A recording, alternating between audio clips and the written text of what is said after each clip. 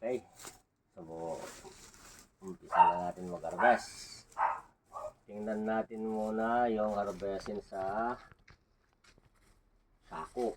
Tapos, mag-harvest tayo dyan for demo purposes. Tingnan natin kung anong diferensya yung nababansot.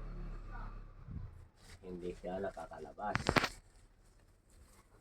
So, isang sako, maliit lang na loya ang netanim dito. Gaya yung napanood nyo sa isang video ko, maliit lang na piraso ng loya ang kailangan natin.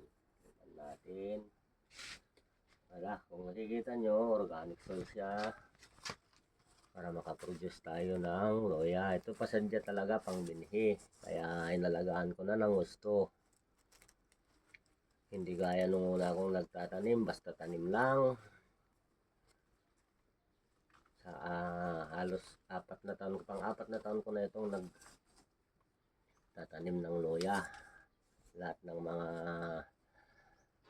nahaharvest ko, ginagawa kong binhi.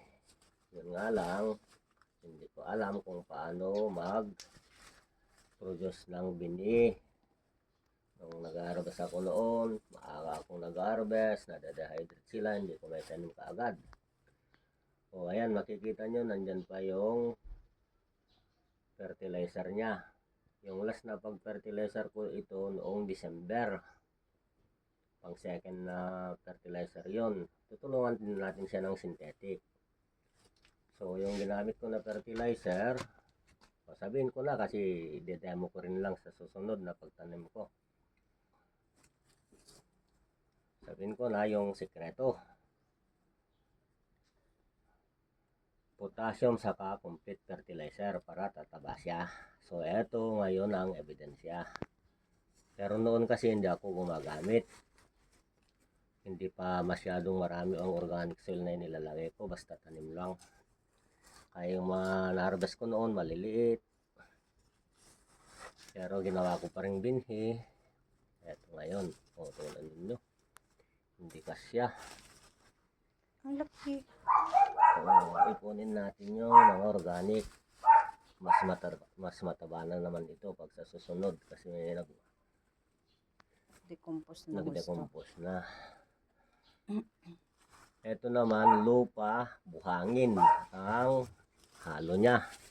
Hindi kaya yung last post ko, puro lupa yun, walang buhangin. Dito naman kasi sa amin, walang lupa dito. Meron konti lang. Konti lang, hindi mo masabi na lupa kasi may halong buhangin. Bali, ito yung kalahati niya. Halos-halo, organic din yan.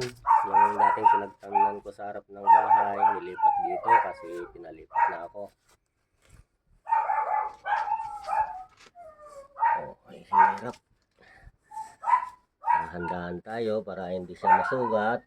Para hindi yun ang magiging pagmulan ng sakit niya pag tinanim natin. So, iwasan natin masugat siya.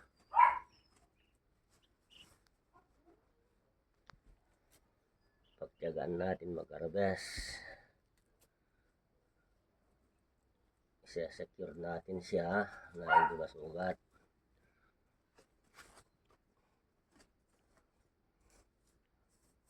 Kung maluwang sana itong pinagtamnan ko, nag-expand pa sana ang mga yan. Marami sanang na-produce.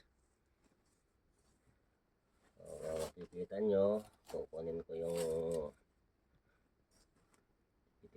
tingnan nyo, mga bato-bato pa siya. Oh. Hindi purong lupa. Wala akong kung galing pa sa probinsya ang lupa ko, nahihirapan akong magdala dito sa dami ng tinamnan ko. Kung lahat dito ng mga backfill ko, umabot yata ito ng 100 na sako. Pinagtiyagahan.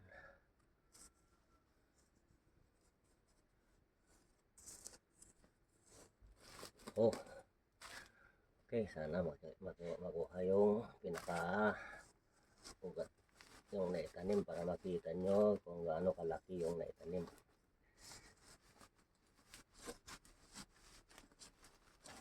Kumapit na siya. Kumapit na siya sa sako.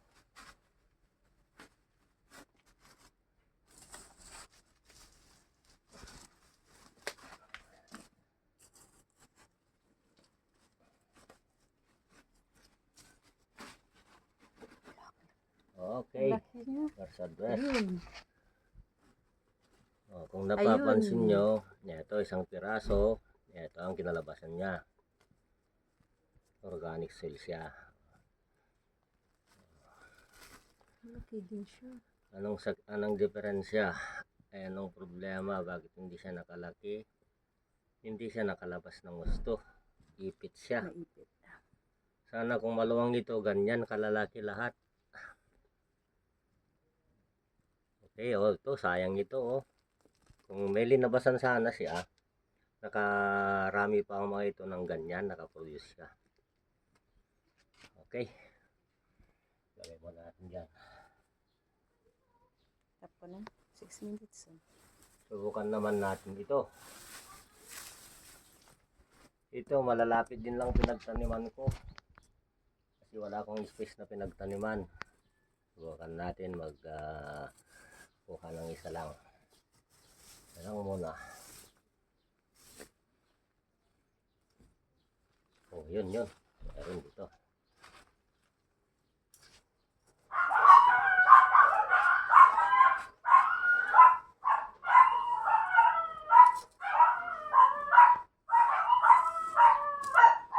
Maliit.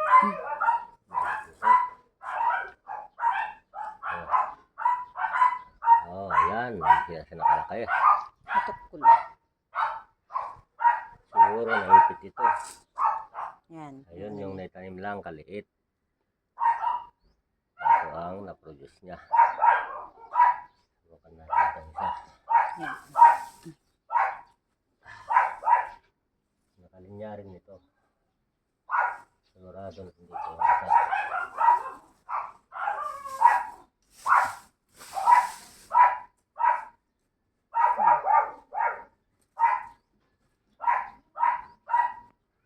Ayun. Diyan. Yun. Maliit na naman yun.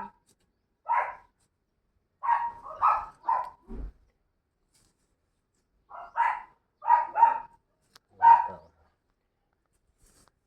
So, susubukan natin lahat yung Pamamaraan. Ito, kaya tinademo ko kung anong diferensya sa urban area, backyard gardening sa rural area. Yung climate, iba kasi ang climate dito sa Tuigaraw, iba rin sa baryo. Tingnan nyo, hindi siya nakalaki. Malamang ito huli siyang tumubo. Saka ayan, na ano yung kanya. Saka nasira yung ugat niya.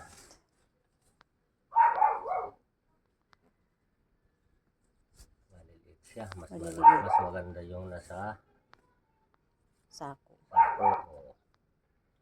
Nakikita nyo, kagarden, ang lilit niyan. I-compare nyo sa isa. Parehas din sila ng klase na nagtanim.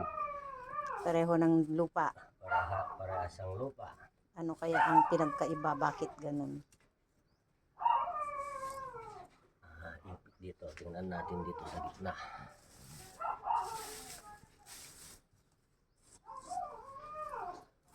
Pero malalago naman ang ano nito, dahon nito no. Ayun.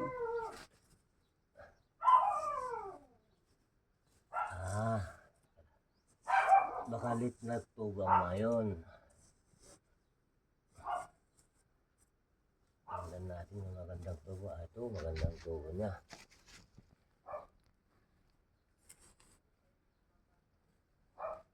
Okay. Oy, nasugat ko na siya.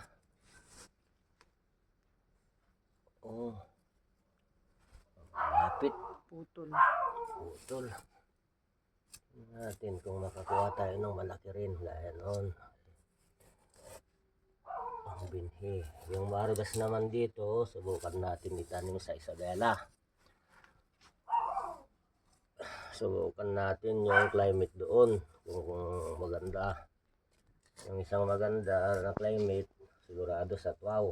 Nakikita naman ninyo yung previous na inarvest ko sa Tuaw. Susubukan natin magtanim ngayon dun din sa Isabela, sa Kapayaw. luna. Kung saan maganda ang tubo sa kapag-arbesan, doon tayo mag-concentrate magtanim. Huwag na nating ipilit sa ibang lugar kung pangbenta talaga.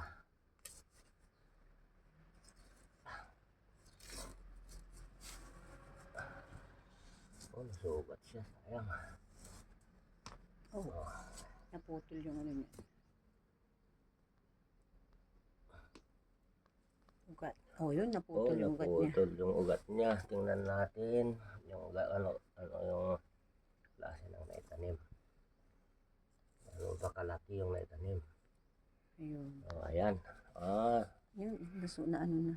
So kung napapansin ninyo, nasira yung itinanim ko. Kaya naapektuhan. Malamang Ganon din yun. ganun din ang may ito nasira. Kung may sakit na kasi yung isa, affected na lahat yung area. Dito hindi siya naapektuhan kasi may harang siya na sako. So malamang na malamang lahat din ito, ganito rin ang resulta niya. May abong ito noon lahat hanggang dito. Pero bakit ganito lang ang nangyari sa mga laman niya? So ito ang isang cause kung bakit hindi mag-prosper ng maganda yung laman. Sira yung tanim ko nung araw. Hindi ko kasi linagyan ito ng bactericide yung mga binhi ko. So sunod na pagtanim ko, ano na siya, lagyan ko ng bactericide. Bactericide ba tawag doon? Fungicide. Para sure na. At saka i-treat ko bago ko tamnan ulit ito, i-treat ko muna yung lupa. Patayin ko muna yung bacteria sa fungi niya. Mag-consult tayo sa YouTube kung ano yung pamatay. O, nakita nyo? Compare mo doon. I-compare mo dito sa hindi na-contaminate. Ang naging diferensya. Subukan ba natin makakuha ng maganda para makita natin yung resulta niya.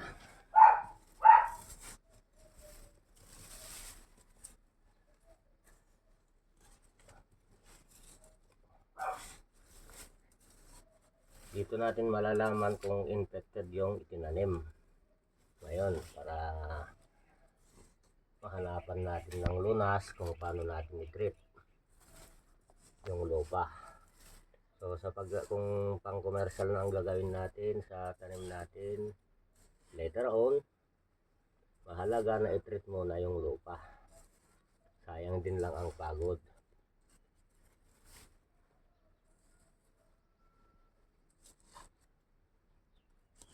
Biruin mo, 1 taon kang maghintay, tapos hindi naman magandang kinalalabasan ng harvest mo. Linya yan nun eh.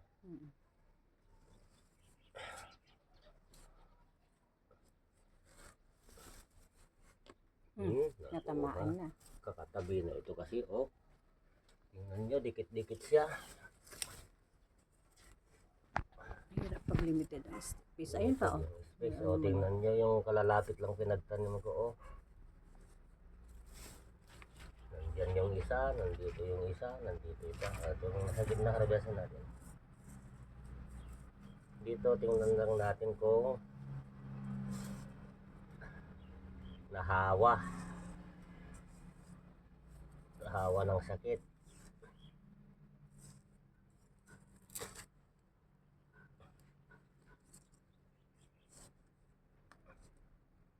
Sa to, wala no. Walang na, ganun din, no? Gaya sinasabi ko, kung may sakit na yung isa, ganun din sa to, nasira rin yung tinanim walang ko. nasirang ganyan, no? Kung hindi nasira yan, lahat ito, musbong siya, ganon. Tanggalin mo So, na. i-treat natin siya. Tanggalin mo na yan. I-treat muna natin yung lupa bago tamnan ulit. Tanggalin mo na yan para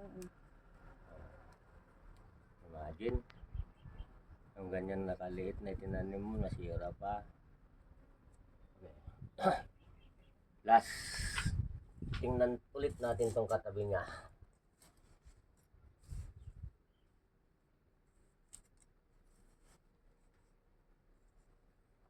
Ganun din. Ganun din. Nasa lupa siguro. Baka hindi na-treat itong lupa. Or nasa binhi din. Nakita nyo, Late, mas nauna kasi tayo nagtanim sa tuwaw. Mas maganda yung mga binhi na ano. Ito, hindi nasira yung ano. Yung na mismong binhi ang nasira. binhi. Kung makikita ninyo, kung masisira yung binhi, hindi disturb yung paglaki niya. So, malamang ito, Mas marami yung yung nasira. maharabas ko dyan, secondary na yan, hindi ko itatanim sa pang commercial na lupa na. Kukunin ko na lang yung mga hindi nahawa. Yung galing Ilipan mo. dito. Hihiwalay mo na yun. Yung dito sa sako. Yung mga naharvest sa labas, pag-iwanan na siya. Lagay mo dito na muna. Yan. Ayan, Okay. siguro. Yan yung mga sako. Ngayon, Subukan mo yung isang sako. etong naharvest ko sa sako, eto na ang bibilhin ko. Kasi sigurado na ako dito hindi na ako mag-treat sa binhi. Wala siyang sakit. Diyan mo dun. Diyan mo. Next. Ayun, next. Sako. Sako rin. Doon hindi mo pa tinimin. Ayan, pangdiyan mo lang muna ito. Harvestin ko lahat yan. Patayin ko na. Ito pa. Titingnan natin kung nahawa ito ng sakit.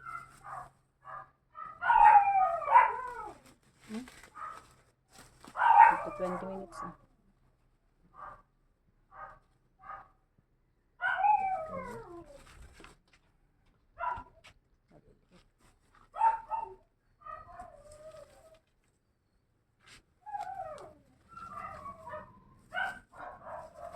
Sa pagpili ng binhi, kailangan din na yung walang sakit. Kasi mahawa, kaya nakita nyo dyan, nagkahawaan na ng sakit.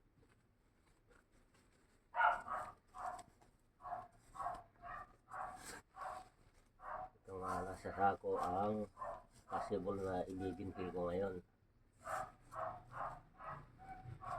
Na pangtanim sa maluwang. Yung mga yan, yung may mga sakit, itatanim ko pa rin, pero i-treat ko muna siya.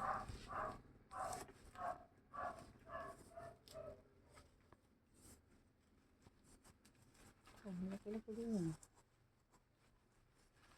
Ito, hindi na naman siya labas. Iipit na siya, oh. Kawawa. Ganda pa naman, oh. Limitado yung space.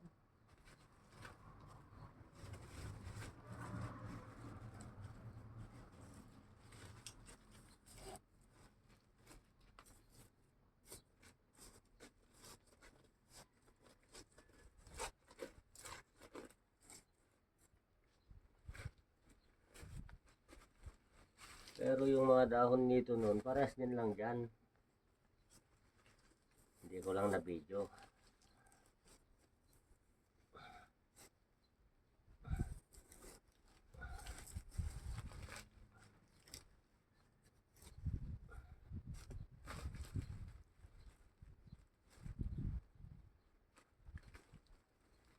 Okay. Buo. Kung napapansin ninyo, yung tinanim ko, buo Oo. siya. Walang sira. Kaya maganda din Kaya yung maganda, malulusog ang nagiging resulta niya. So, ito magandang pangbinhi na. Makikita nyo, matured na matured siya.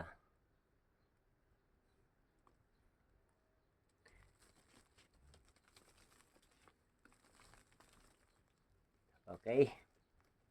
So, pag tinamnan ko ito ulit, i-treat ko muna yung lupa sa banda na yan. Mag-apply tayo ng pangmatay ng fungi. Ihalo natin sa lupa.